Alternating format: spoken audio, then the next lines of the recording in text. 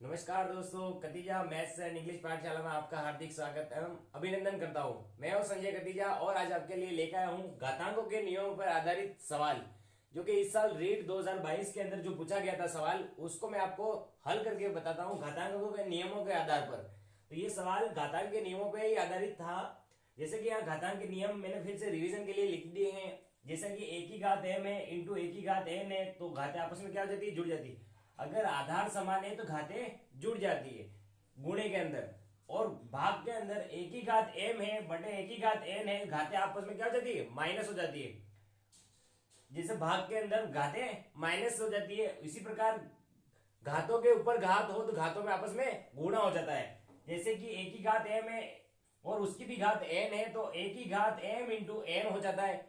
और तीसरा है एक ही घात m है, चौथा एक ही घात m है बराबर एक ही घात n है, तो घातें भी आपस में क्या होगी, बराबर होगी।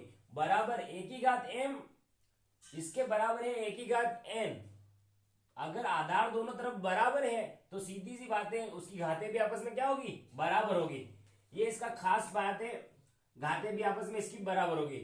इसी प्रकार किसी की भी घात 0 हो तो उसका मतलब क्या होता है, 1 होता है। 1 एक ही घात m होती है बराबर एक ही घात माइनस m हो जाता है, यानी जो नीचे होता है वो ऊपर जाता है। तो ये है अपने घातांकों के नियम, और ये घातांकों के नियमों पर ही आधारित सवाल है। तो यहाँ पे देखो ये सिंपल सा सवाल आया था रीट 2022 के अंदर।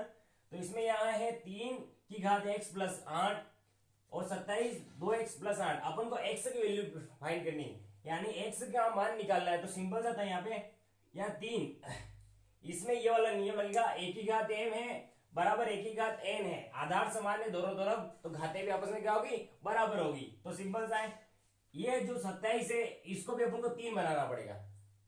27 को क्या बनाना है, 30 बनाना है। फिर यहाँ पे दोनों तरफ आधार समान हो जाएंगे, तो 27 को 3 कैसे बनाए, तो 27 का अपन को गुणनखंड कर देना है। क्या करना है, गुणनखंड। जैसे कि 27 को गुणनखंड करेंगे तो 27 को 3 के पाड़े से गुणनखंड करेगा, क्योंकि 2 के पाड़े से तो जाएगा नहीं, तो 3 के पाड़े से। 3 का पड़ा कितनी बार बोलते हैं 27 आते हैं, 9 बार। फिर 9 को गुणनखंड करते हैं 3 से, 3 का पड़ा कितनी बार बोलते हैं, 9 आते हैं 3 बार। फिर 3 के पाड़े से 3 का पड़ा कितनी बार बोलते हैं, 3 आते हैं 1 बार। तो 27 के टुकड़े क्या है, 27 के टुकड़े आए हैं 3 इंटू 3 इंटू 3, यानी 3 की घात 3। कितनी आई, 3 की घात 3। यहां तक समझ आ गया होगा आपको, 3 की घात 3। तो यहां पे इसका मतलब अपन 27 की जगह क्या लिख सकते हैं, 3 की घात 3। 27 की जगह अपन 3 की घात 3 लिख सकते हैं। तो इसी प्रकार यहां पे 3x प्लस 8 बराबर, यहां आ जाएगा 27 की जगह मैं लिख दूंगा 3 की घात 3। और ये कोष्टक है, कोष्टक बंद करेंगे, ऊपर जो एज इट इज जैसा है वैसा वैसा लिख देंगे। समझ आया। अभी यहाँ पे घातांक का कौन सा नियम लगेगा, तीसरा नियम। एक ही घात m है और उसकी भी घात n है, तो घातों में आपस में क्या हो जाता है, गुणा हो जाता है। तो जैसे कि यहाँ पे 3 की घात 3 है और उसकी भी घात 2x प्लस 1 है, तो घातों में आपस में क्या हो जाएगा, गुणा। तो यहां आ जाएगा 3x प्लस 8 बराबर हो जाएगा 3 का गुणा इसमें हो जाएगा, तो 2x प्लस 1 हो जाएगा। यहां तक आपको समझ में आ गया होगा। तो ये घातों में आपस में गुणा हो गया। आप यहाँ देख रहे होंगे कि घातें आपस, आधार दोनों तरफ समान है, तो घातें भी आपस में क्या होगी, बराबर होगी। यानी 3 यहाँ पे है 3 यहाँ पे है, तो घातें भी आपस में क्या होगी, बराबर। यानी x प्लस 8 बराबर होगा किसके, 2x प्लस 1 के बराबर होगा। तो इसके आगे कैसे सोल्व करें, तो मैं उसके लिए आपको यहाँ पे जो घातांकों के नियम लिखे हुए हैं उनको मैं एक बार मिटा देता हूं। इसके आगे तो सरल है, जो खास इसके अंदर था वो यहीं तक था, इसके अलावा कोई दूसरा कुछ खास नहीं है इसमें। तो सिंपल सा है यहाँ पे ये।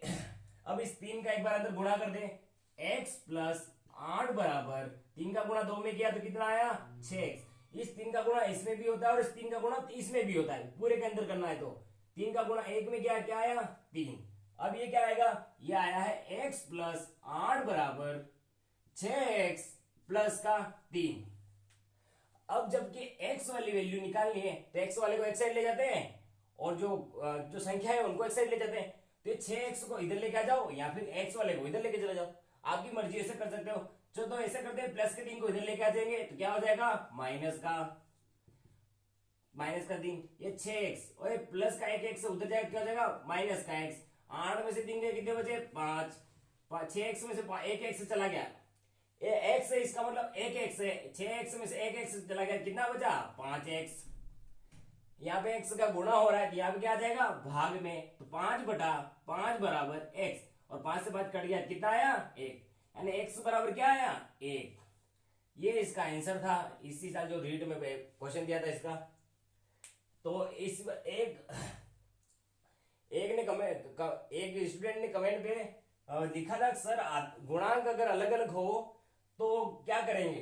तो मैंने बताया गुणांक अलग अलग है, जैसे कि को कहने का तात्पर्य यह था कि 5 का घात 2 है और 2 की घात 2 है, तो इसको सोल्व कैसे करेंगे। तो यहाँ पे ये गुणांक घातांकों के नियम नहीं लगेंगे, यहाँ पे सिंपल सा ये लगेगा कि 5 की घात 2 यानी कितना, 25। 5 की घात 2 का मतलब कितना हो जाएगा, 25। उसने ऐसा पूछा था कि सर गुणांक अलग अलग हो तो क्या करना है, तो सिंपल सा इसका और इसमें गुणांकों के नियम नहीं लगेंगे, सिंपल सा यहाँ पे 5 की घात 2 है तो 25 हो जाएगा, और 2 की घात 2 है तो 4 हो जाएगा, और 25 और 4 में करेंगे तो 100 आएगा।